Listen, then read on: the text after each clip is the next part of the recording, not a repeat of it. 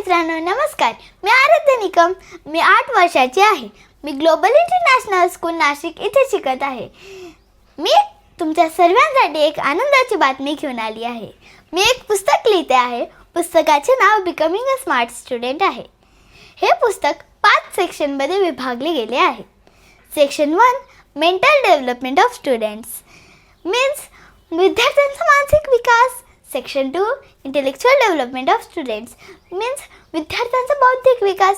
Section 3 physical development of students म्हणजे विद्यार्थ्यांचा शारीरिक विकास.